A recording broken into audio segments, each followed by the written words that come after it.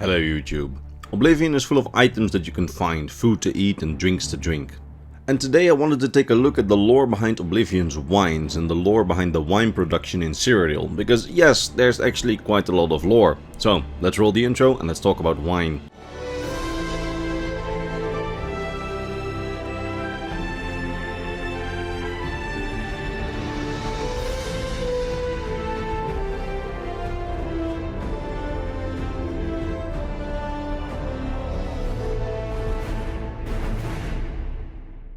So, wine. Cyrodiil has a lot of it, and if you've ever visited this region in the game, which is called the West Weald, you've been in what is in the lore the center of winemaking on Tamriel, a large region which is known for its calm, predictable weather, plenty of rainfall and rich, mildly acidic soil, which makes the area one of the best places around Tamriel to grow wine grapes.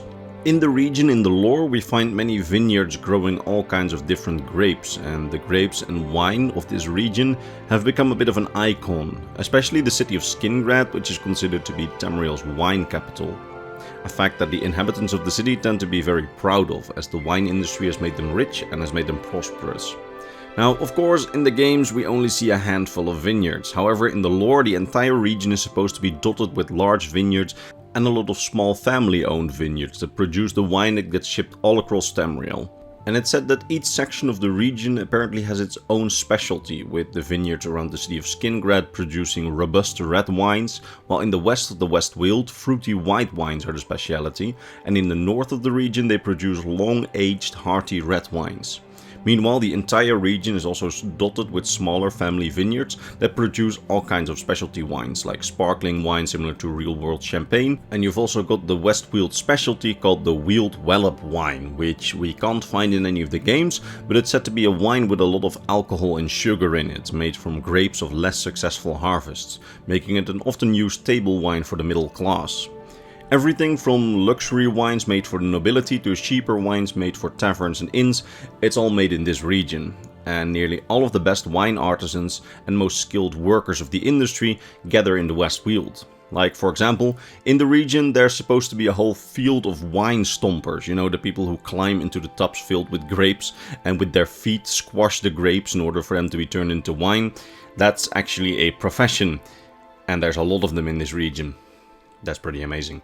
Now, it's honestly a bit of a shame that this part of the lore has gone so underrepresented in the games, because across Cyrodiil and the Empire, the wine made in this region is supposed to be quite a big deal, and in the harvest seasons, the wine industry is one of the biggest employers, with laborers from all across the Empire, even from as far as High Rock, traveling to the West Weald in the harvest season in order to work there and help with the harvest in order to make some coin.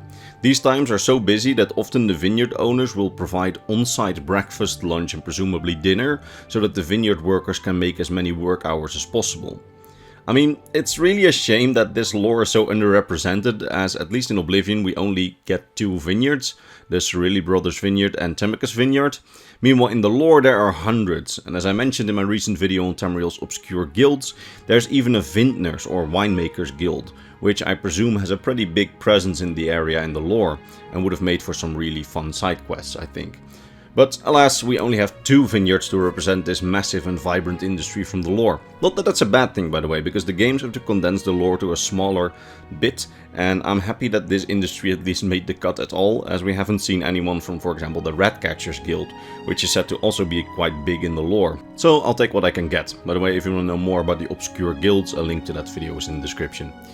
Now, the two vineyards that we get to see in Oblivion are Temicus Vineyard, which is a relatively new producer of wine, having only recently gotten to prominence in the last few decades before the events of the game, and we get a vineyard run by a family which has been a big name in wine for more than 900 years, and continues to be a big name in the 4th era when the Elder Scrolls V Skyrim takes place, the Cyrodiil brothers vineyard.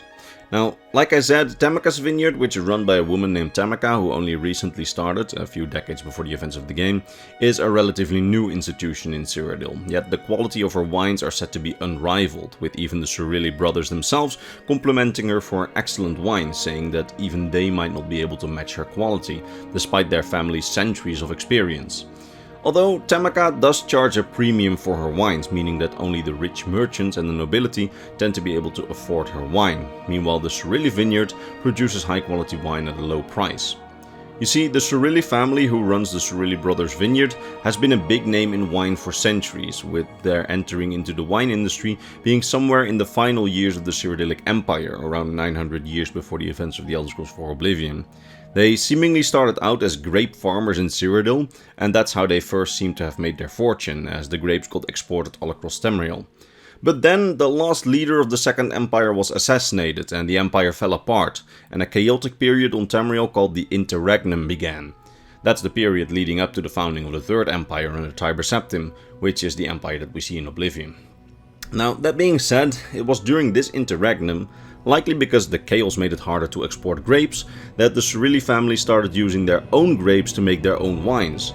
And their first wines, the Cyrodiil White Merlot and the Cyrodiil Shiraz wine, instantly became smash hits, and it made the family very rich while also continuing to sell their grapes. Now, by the 3rd and 4th era, their wines get exported all over Tamriel, to the tables and wine cellars of the rich and the nobility. Now, there are two little tidbits of lore that so far I forgot to mention, which I think you probably want to know. First, just like in real life, some years produce better harvests and thus better vintages than in other years. In Oblivion, we can hear that the year 399, for example, had a harvest which produced wine that some consider to be once-in-a-lifetime experiences, while the year 415 was also quite good, with those vintages being particularly sought after. The other fact that I couldn't really fit in anywhere else was that with all the migrant workers that come and work in the harvest, there will sometimes be worshippers of the Daedric Prince Sanguine, the Daedric Prince of drunkenness and debauchery, among them, who presumably try to sneak away with wine, which is actually a pretty big deal, as workers get reprimanded pretty badly for stealing or breaking bottles of valuable wine.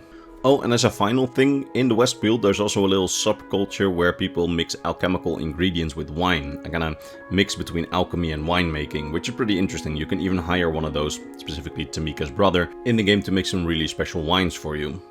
Now, observant viewers may have noticed that I already talked about Tamriel's alcoholic drinks before, and I recommend watching that video after this one if you want a bit more of an overview of all of Tamriel's alcohols and like the alcoholic traditions for every race and culture. That video is in the description in case you want to watch it, but in the meantime, since that upload, we got quite a lot of backstory to some of the wines and winemakers of Cyrodiil, so I figured that this topic definitely deserved its own video, especially with the whole Oblivion Remastered coming out. So, a link to that video is in the description. And with that being said, I sincerely hope that you enjoyed this video, because that's about all I can say about the wine production in Cyrodiil. And I also hope that you managed to learn something new about the Elder Scrolls lore today. And if you did, why not give the video a like, as that's how the mighty YouTube algorithm decides what content is worthy and what content is not worthy. Anyway, all that's left for me to be done is to thank my top Patreon supporters, Mr. Bernardo Binda, Gabriel Binda, Doji, Hunter Joe, KLegendM, King Chris 20, RB Dash, Volkior of Argonia, Devin Mattingly, Rakai and Sordo Bushido. These people, along with all the others on screen, keep my channel afloat, and for that I am very grateful. That said, I will see you all in the next Elder Scrolls lore video, probably next week.